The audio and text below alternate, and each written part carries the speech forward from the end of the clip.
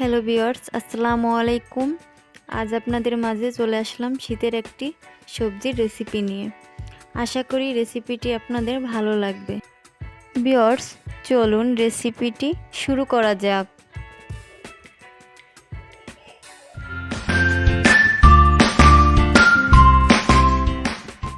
Viewers, রেসিপিটি করার জন্য আমি 7 রকমের সবজি নিয়েছি: গাজর, আলু, ফুলকপি, বেগুন, শালগম, সিম, টমেটো।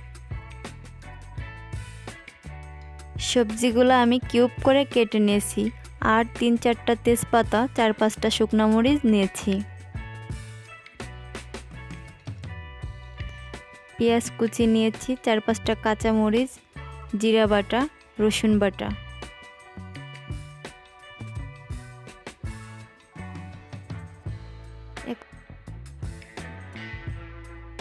এখন আমি 3 টেবিল চামচ পরিমাণ সরিষার তেল দিয়ে দিব।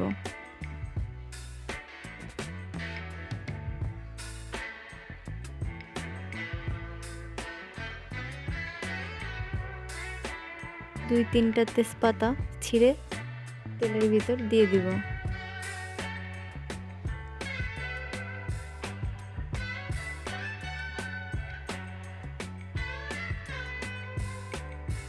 পেঁয়াজ কুচি দিয়ে দিব।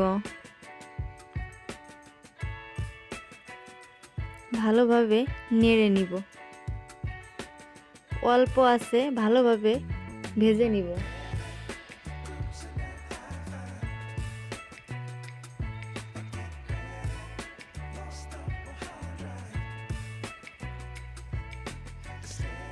ভিউয়ার্স, বাদামি কালার হয়ে গেছে।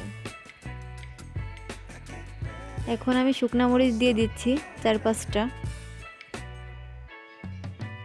ভালোভাবে নাড়িয়ে ভেজে নিব। ভিউয়ার্স, খেয়াল রাখতে হবে পুড়ে যেন না যায়। এখন আমি একে একে সবজিগুলো দিয়ে দিব। ভিউয়ার্স, বেগুন আর টমেটো আমি কিছুক্ষণ পর দিব। সবজিগুলো সিদ্ধ হওয়ার কিছুক্ষণ পরে দিয়ে দিব। ভিউয়ার্স, ভালোভাবে নেড়ে নিতে হবে সবজিটা। ভিউয়ার্স, আমি এখন বেগুন আর টমেটো দিয়ে দিব। 4-5টা কাঁচা মরিচ কেটে রাখছিলাম, ওইটাও এখন দিয়ে দিব। 5-6টা রসুনের কোয়া দিয়ে দিব। দিয়ে 5 মিনিটের জন্য মিডিয়াম জালে ঢেকে রাখবো।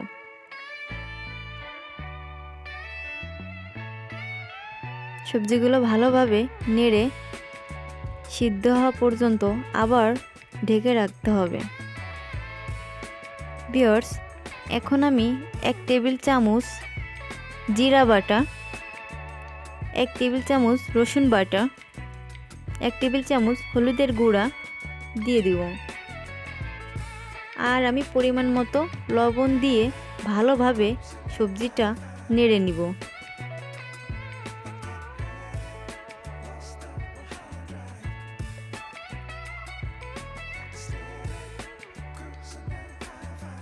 আমি 10 মিনিটের জন্য সবজিটা ঢেকে রাখবো।